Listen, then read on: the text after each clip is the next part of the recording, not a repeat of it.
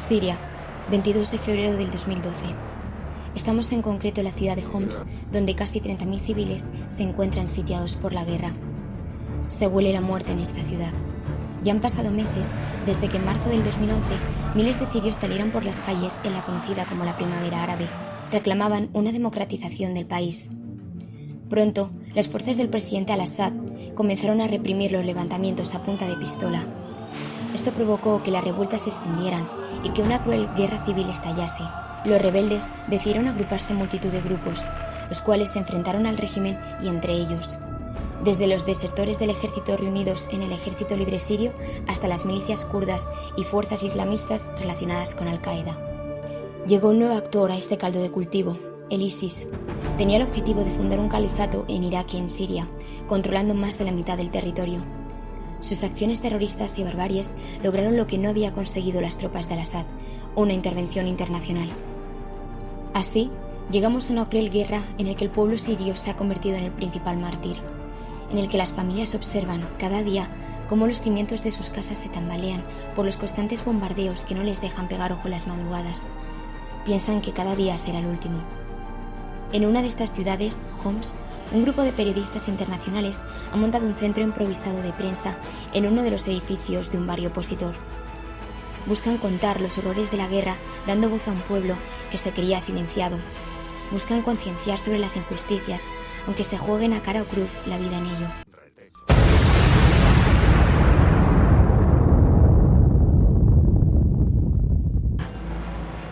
Uno de los cohetes lanzados por mortero de las tropas de al-Assad ha alcanzado el edificio. Entre los fallecidos, tras este fatal estruendo, se encuentra la mítica y temeraria corresponsal de guerra, Mary Colvin. Aún mantiene su negro parche en el ojo, pero los trozos de pared le han sepultado y ya no parece dar señales de vida.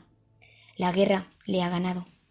Colvin, la insaciable reportera de guerra, obsesionada con abrir los ojos al resto del mundo sobre esas atrocidades que viven los civiles en zonas de conflicto, ha dado su último aliento de vida.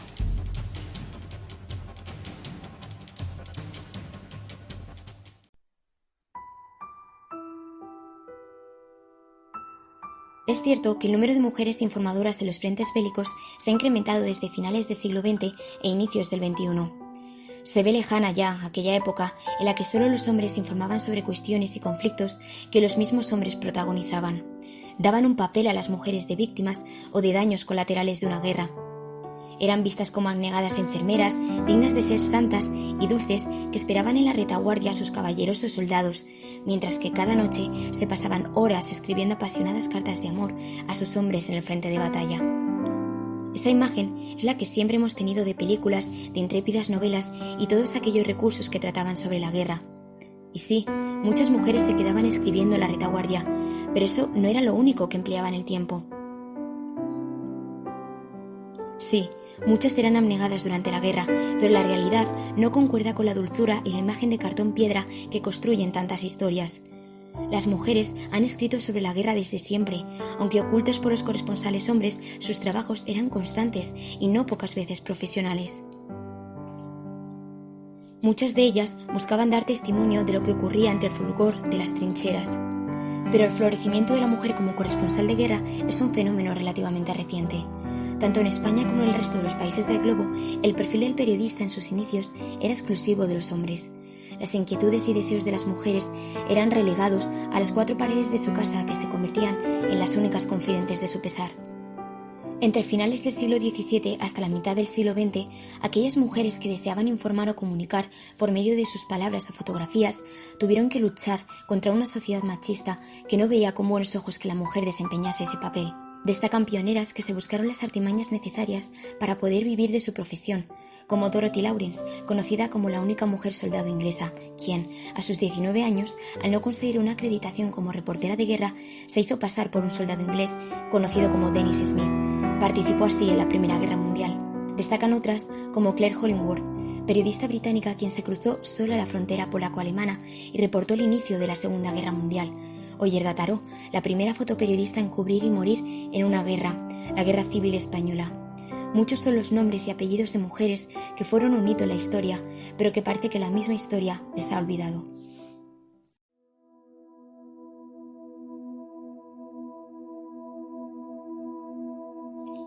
A las desigualdades que siguen existiendo para las corresponsales de guerra se suman nuevos fenómenos que están obstaculizando la labor de las personas que informan en estas guerras. Parece una profesión en plena crisis que poco a poco está retrocediendo. El periodismo ciudadano está en pleno auge. Cualquier persona con un móvil y un mínimo acceso a Internet puede ofrecer información desde cualquier parte del mundo, y los medios están empezando a utilizar en sustitución a la información en profundidad que ofrece un corresponsal especializado. Surge el fenómeno freelance como una nueva forma de ser y trabajar como corresponsal. Los medios cada vez acogen más sus servicios y evitan enviar a sus periodistas internacionales a zonas de conflicto. Además, se está empezando a sustituir el análisis profundo que puede hacer un corresponsal que vive una situación bélica por la superabundancia de información y datos de menor calidad que las agencias de noticias expulsan, y cada vez con mayor deseo. Lo que diferencia el trabajo de las personas que marchan a informar desde guerras es el cariño que ponen hacia los detalles y la profundidad para que las personas que no puedan estar allí se empaticen y se imaginen un ambiente tan desolador.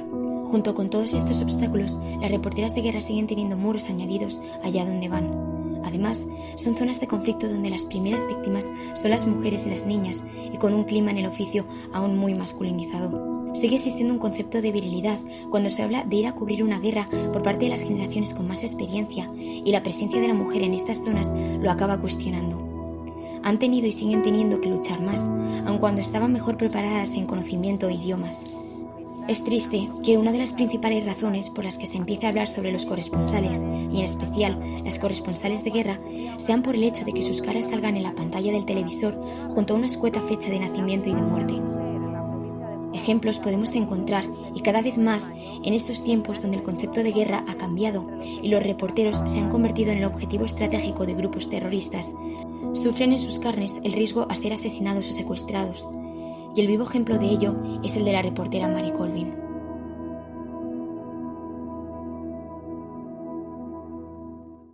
Colvin fue una reportera obsesionada con poner voz a millones de civiles atrapados en medio de conflictos que parecían no existir para la ciega opinión pública. Nació en Oyster Bay, en Nueva York, en 1956. Tras sus estudios de periodismo en la Universidad de Yale, inició su carrera en la United Press International.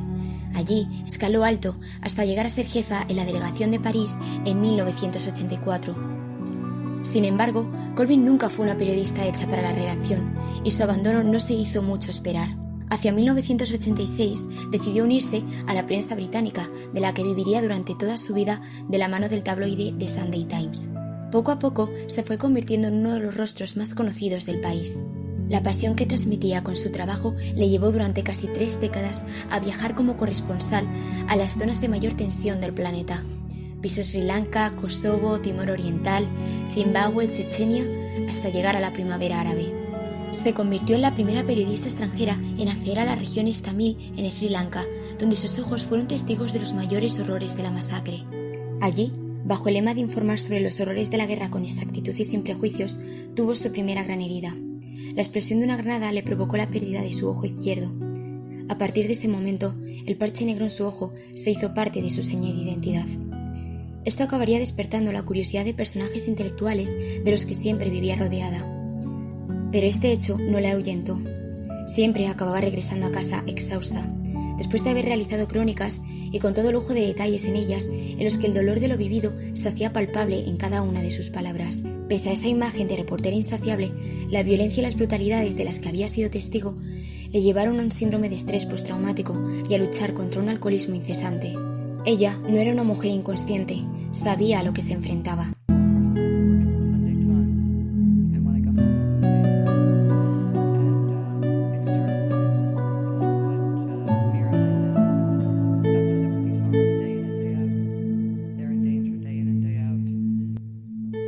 Conocía el límite en el que se movía, con una intensidad que desafiaba incluso a su propia cordura.